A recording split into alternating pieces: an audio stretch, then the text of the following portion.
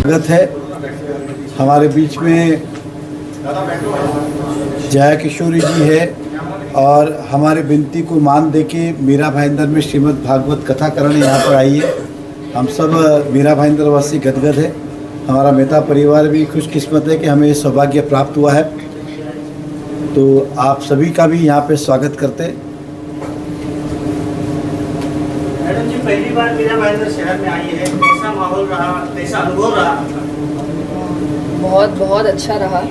और सबसे पहले तो बहुत बहुत धन्यवाद नरेंद्र मेहता जी का कि उन्होंने मुझे यहाँ बुलाया, इस कथा का आयोजन किया और मुझे इतने प्यारे भक्त देखने मिले जो इतनी बारिश में भी भीगते हुए बैठे हैं। हमें बहुत कम ऐसा मौका मिलता है कि इतनी भक्ति देखने को मिले, वरना जनरली बारिश होते ही लोग जाने की कोशिश करते हैं, पर यहाँ उसमें बैठे हैं, अपने अपने छाता लेकर आ रहे हैं कि शायद उनको पता है कि अगर हो भी गया तो उठना तो नहीं है यहाँ से। तो बहुत अच्छा लग रहा है, बहुत आनंद आ रहा है। आई होप अब आगे के दिनों में भगवान हमारा साथ दे और बारिश ना हो। मैडम, मीरा भाईंदर शहर को किस तरीके का है आपका?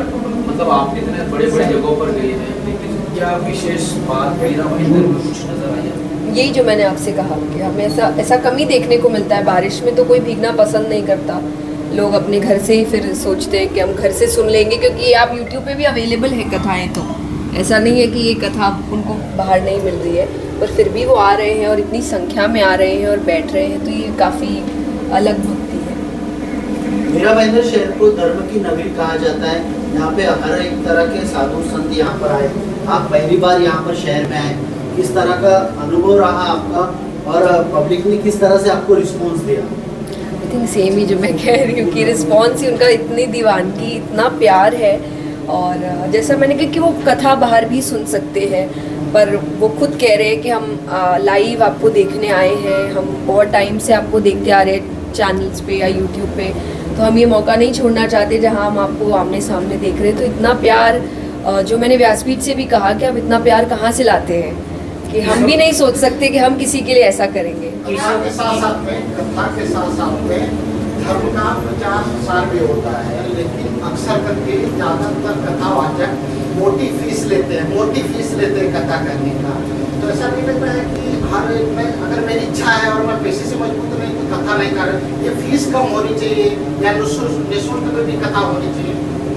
कथावाचक किस मोटी लेते हैं? देखिए, सिर्फ कथावाचक नहीं, बहुत लोग लेते हैं और बहुत खराब काम करने वाले भी लेते हैं, जिनको हम बड़ी आसानी से देते हैं। पर जो अच्छा काम कर रहे हैं, धर्म फैला रहे हैं, संस्कार फैला रहे हैं, उनके लिए पता नहीं हमारे माइंडसेट में ऐसा पता नहीं किसने भर दिया कि हम चाहते जो मेरी ज़िंदगी सुधार रहा है वो कुटिया में ही रहे, वो एक टाइम का ही खाना खाए, वो एकदम साधारण सी ज़िंदगी जिए। मेरी ज़िंदगी भले ही सुधार दे पर खुद की ना सुधारे। तो ये मुझे अलग लगता है। अगर कोई मेहनत कर रहा है, कोई शिक्षा ग्रहण कर रहा है, कोई उसके पीछे काम कर रहा है, दिन रात एक कर रहा है, इतना ट्रैवल कर रहा है, और साथ ही साथ जिनके पीछे 20-25 लोगों की टीम, जो सिर्फ टीम नहीं है, एक्चुअली 20-25 परिवार है, वो चल रहे हैं, तो ये एक अच्छी बात है। ये एक मैसेज जा रहा है जहाँ आप सिखा रहे लोगों को कि अगर अच्छा काम करोगे तो भी सफल हो सकते हो। ज़रूरी नहीं है कि आप गलत और गिरा हुआ काम करके ही आपको धन या प्रसिद्धि मिले। किशोरी जी, एक आपका प्यारा सा भजन है, करते हैं सब कन्हैया, मेरा नाम हो रहा है, आपकी कृपा से मेरा सब काम हो रहा है। तो ये जो आपका प्यारा गीत है, आपको जो दुनिया में शोहरत मिली, क्या ये कान्हा के प्रति आपका कृतज्ञता है? नहीं, ये मेरा भजन नहीं है, ये एक ट्रेडिशनल भजन है और मैंने ये विनोद अग्रवाल जी, जो अब रहे नहीं आदरणीय, उनके मुख से पहली बार सुना था। तो ये मेरा लिखा हुआ या मेरा भजन नहीं है, उनका भजन है। बहुत पुराना है, मैंने बहुत छोटी थी तब सुनी थी मैं, लेकिन मुझे ऐसा लगता है ये मेरी जिंदगी के लिए भजन है। क्या जो प्रसिद्धि है, आप इतनी अच्छी कथावाचक हैं, इसकी प्रेरणा कहाँ से मिली आपको? ये तो परिवार से मिली मुझे, क्योंकि मेरे परिवार का माहौल ही ऐसा है।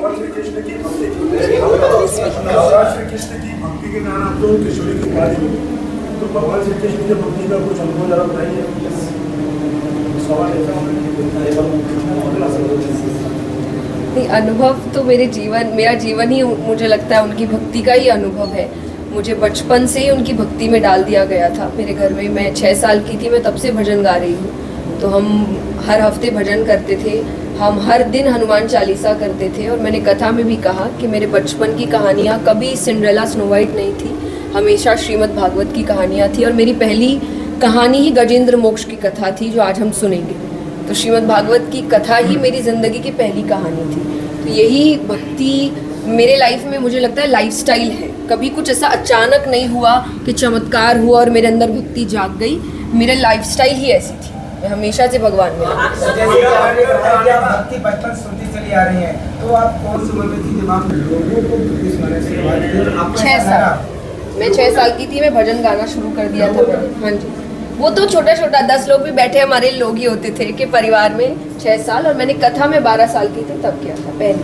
किशोरी जी, आजकल की भागदौड़ की जिंदगी में लोगों के पास बहुत समस्याएं हैं, उसको आप भक्ति के साथ कैसे जोड़ के बताएंगे? मैं बताती हूँ, मैं मोटिवेशनल सेशन, वो सेशन है पूरा वो आप करवाइए, ज़रूर बताएं। मैं मोटिवेशनल सेशंस करती हूँ 1 घंटे के। वो मोस्टली हम IITs में करते हैं, कॉलेजेस में करते हैं, कॉर्पोरेट्स के दौरान करते हैं, और उनकी लैंग्वेज में उनको ऐसा लगता है मोटिवेशनल सेशन हो रहा है, लेकिन मैं उनको हमेशा एग्जाम्पल शास्त्रों से देती हूँ ताकि मैं उनकी लैंग्वेज में और उनके इंटरेस्ट से उनको भगवान से जोड़ सकूँ। तो शायद कान ऐसे नहीं मैं घुमा के पकड़ती हूँ, पर ले जाती यही हूँ, पर उनको ऐसा लगता है कि नहीं नहीं यहाँ कोई धार्मिक बात नहीं हो रही है, पर होती वही है। तो इस तरीके आपकी शादी को लेकर कुछ ना कुछ चर्चा होती रहती है, खुशखबरी नहीं मिली, अभी बहुत टाइम है जब मिलेगी बताओ। सारे संत ऐसे होते हैं जो कि धर्म के नाम पे प्रचार तो करते हैं, लेकिन साथ ही किसी और को क्रिटिसाइज भी कर सकते हैं। तो इस तरीके के जो है धर्म में कुछ साधु संत, उनके बारे में आपकी क्या राय है? कोई राय नहीं। इस तरीके के जो व्यवहार करते हैं और जो वचन जो पब्लिक के अंदर इस तरीके के जो स्पीच देते हैं, हेट स्पीच जिसे कहें, उन लोगों को आपकी क्या सलाह? नहीं, मेरी कोई सलाह नहीं है, क्योंकि मेरी सलाह शायद फिर मेरी बात से है, मैं दूसरों के ऊपर बात नहीं करती। मेरी एक है कि मैं दूसरों पे कभी बात नहीं करती। आप कथा भी वाचते, मोटिवेशन स्पीकर भी हैं। आज के युवा उनके लिए क्या संदेश देंगे जो धार्मिक और आध्यात्मिक और नहीं है, उनके लिए आपका क्या संदेश होगा? मुझे सुनिए, फॉलो माय पेज।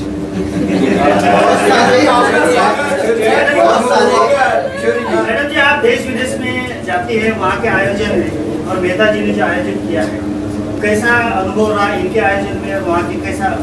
देखिए, कंपेयर तो किसी को ही नहीं करना चाहिए, सबका आयोजन बहुत सुंदर है, पर जैसा मैंने कहा, मैं बहुत खुशनसीब हूँ कि इन्होंने मुझे बुलाया इतने प्यारे भक्तों के बीच, और मैं चाहूँगी कि ये मुझे अगले वर्ष भी बुलाए ताकि थोड़ा मौसम और साथ दे और मैं और ज़्यादा इन भक्तों के रूबरू हो सकूँ। लेकिन फिर भी बहुत बहुत धन्यवाद, इतनी सुंदर कथा, इतना सुंदर आयोजन, इतना भव्य पंडाल, इतने भक्त, और एक डर भी लगा रहता है कि अगर इतने भक्त आएंगे तो उनका अरेंजमेंट कैसे होगा, पर इतना भरोसा और विश्वास भगवान पे रखा, और शायद लोग इनके विश्वास को ही पूरा करके इस बारिश में भी आ रहे हैं। तो बहुत बहुत धन्यवाद अगेन मुझे बुलाने के लिए। मैडम, राष्ट्र संत हो, धर्म गुरु हो या कथावाचक हो, इनका काम होता है धर्म का प्रचार प्रसार करना। लेकिन आज के हम धर्म गुरुओं को देखते हैं कि वो किसी पर्टिकुलर राजनेताओं को लेकर वो अपना धर्म का प्रचार प्रसार करते हैं, उनको प्रमोट करते हैं। ऐसे धर्म गुरु को कैसा आप देखते हैं? मैं नहीं बोलती ना अंकल, सॉरी, मैं दूसरों के ऊपर बात नहीं करती, मेरा मंत्र है, मैं किसी के ऊपर बात नहीं करती। मैम, बहुत सारे धर्मशास्त्रियों का ऐसा कहना है कि कथावाचन या धर्म कर्मकांड हो वो महिला नहीं करना चाहिए, उस पर क्या कहना है? देखिए, मेरा कहना एक ही है, और मैंने कईयों से पूछा है, मुझे अभी तक जवाब नहीं मिला है। मैंने बड़े बड़े संस्थाओं में नाम गुप्त रख के मैसेज भेजा है कि आप बहुत शास्त्र आप लोग ने पढ़े, मैंने नहीं सारे पढ़े, मैं अग्री करती हूँ, प्लीज़ मुझे एक श्लोक बताइए जहाँ ये लिखा है स्पष्ट कि नहीं बैठना चाहिए, उसके बाद आगे बात करेंगे। मुझे मिला नहीं अभी तक। बहुत सारे जो बाबाज हैं वो जेल विजिट किए हैं, तो ऐसे रॉन्ग नंबर्स को हम लोग किस तरह आइडेंटिफाई कर सकते हैं? ओके ये हम कथा में भी कहते हैं कि देखिए, जब आप कोई भी संत है, गुरु है या कथाकार है, हम एक इंस्ट्रूमेंट है बस, आप हमें भगवान मत बनाइए। ये मुझे इस थोड़ी बात अटपटी लगती है जब हम उनकी तरफ जाते हैं। उनका काम है आपको भगवान से मिलाना, खुद से मिलाना नहीं। कि अगर आप मुझसे मिलने के बाद मेरा ही नाम जब शुरू कर देंगे तब तो फिर मैं ही गलत हूँ। मेरा काम है आपका कि आप भगवान की ओर बढ़ते जाए, मैं सिर्फ एक इंस्ट्रूमेंट हूँ। आप मुझसे प्यार करते हो ठीक है, आप मेरी इज्जत करते अच्छी बात है, जो हम कईयों की करते हैं। कोई भी अगर अच्छा काम करे इज्जत करते हैं, पर आप मुझे भगवान ही बना देते हैं तो वो आप मत बनाइए, क्योंकि वहीं पे रॉन्ग नंबर शुरू होता है। क्योंकि हम तो इंसान है, अगर आप इतना ऊपर बैठा देंगे तो किसी की बुद्धि भ्रष्ट हो जाती है, अरे बस अब हम ही सब कुछ है। जया जी, आपकी शिक्षा दीक्षा कहाँ तक हुई और कहाँ हुई, उस पर प्रकाश डालिए। कोलकाता हुई और मैंने ग्रेजुएशन बीकॉम तक कंप्लीट किया है। उसके बाद फिर मैं कथा में लगी। कथा के समय ही विधानसभा चुनाव, महाराष्ट्र विधानसभा की घोषणा हो गई है और नरेंद्र मेहता जी खुद चुनाव लड़ने की भी। अरे हमने पहले ही कहा था राजनीतिक नहीं। जया जी पूरी जर्नी यादगार है। तो ऐसा कोई स्पेशल, ऐसा कुछ आई डोंट नो, ऐसा कोई स्पेशल मोमेंट है मेरे लिए, क्योंकि जैसा मैंने कहा लाइफस्टाइल है। मुझे कभी ऐसा लाइफ में लगा नहीं कि अरे आज अचानक कुछ हुआ। ये पूरी लाइफस्टाइल रही मेरी, और हम हर वक्त मेरे लिए भगवान के प्रति बहुत करीबी रहा। और मुझे ऐसा लग रहा है रोज़ाना ये विश्वास बस बढ़ता जा रहा है मेरा। थोड़ा बाकी चीज़ों से लगाव कम और भगवान से लगाव ज़्यादा होता जा रहा है, जिसके लिए मेरे परिवार को थोड़ा डर लगने लग गया है। लेकिन ये मेरे लिए अभी सबसे ज़्यादा है। आखिरी सवाल धर्म का प्रचार प्रसार कितना होना चाहिए? मुझे लगता है हमारे जो खास करके संस्कृति और रिचुअल्स हैं और त्यौहार है, ये पहले हमें इसको उजागर करना पड़ेगा। मैंने कल भी कथा से कहा, हम गरबा करते हैं, हम दिवाली मनाते हैं। अभी दिवाली आ रहा है, सबके नए कपड़े खरीदने शुरू हो गए। क्यों मनाते हैं किसी को पता नहीं है। तो पहले बस हमारी जो मेन चीज़ें हैं हम उनका प्रचार शुरू करें। क्यों मनाते हैं, रीज़न क्या है, यूथ को थोड़ा करीब लेकर आए। जैसे वेस्ट हर चीज़ बहुत बड़े रूप में मनाता है। क्रिसमस देखिए कितना भव्य मनाया जाता है, लेकिन उनको पता है क्रिसमस के उनके रिचुअल्स क्या है क्या नहीं है। हमारे यहाँ मनाते तो सब है, रिचुअल्स किसी को नहीं पता। पूजा से मतलब नहीं है, दिवाली पार्टी से मतलब है, नवरात्रों से मतलब नहीं है, डांस करने से मतलब है। तो ये थोड़ा हटके आप जो त्यौहार है पहले उसका मतलब समझे। तो ये प्रचार शुरू हो पहले, बाकी का प्रचार जो संत इत्यादि वो कर रहे हैं, पर घरों में ये प्रचार पहले ज्यादा होना चाहिए कि आपके रिचुअल्स है क्या। मीरा भाईंदर की जनता को जया किशोरी जी का प्यारा सा क्या संदेश? जो कथा नहीं सुनने आ रहे उन तक आप क्या मैसेज देंगे? मतलब या नहीं पहुंच नहीं पाए तो मैं कहूँगी आप अगली बार हम फिर आएंगे, कहीं आसपास आते रहेंगे, पर कथा तो आप ज़रूर सुनिए। और एक जो संदेश मैंने कल भी दिया कि आप अपने घरों में शास्त्र पढ़ना शुरू करिए, गीता जी से ही शुरुआत करिए, पर पढ़ना शुरू करिए। आजकल की जो राजनीति है वो बगैर धर्म और बगैर धर्म गुरुओं के आगे नहीं बढ़ पा रही है, तो आजकल की राजनीति को आप कैसा देखते हैं? मैं कहूँगी कोई भी चीज़ बिना धर्म के आगे नहीं बढ़ सकती। आप हर चीज में इनको लेकर आइए तो हर चीज अच्छी हो जाएगी। सोशल मीडिया पर ज्यादा है तो आपकी रील्स हमने कम देखी, बाकी जो साधु संत उनकी या जो कथावाचक उनकी रील्स ज्यादा देखी, तो क्या आप रील बनेंगे तो अरे बहुत मेरे इतने आप देखिए जाके सब फॉलोअर्स इतने अच्छे 12.3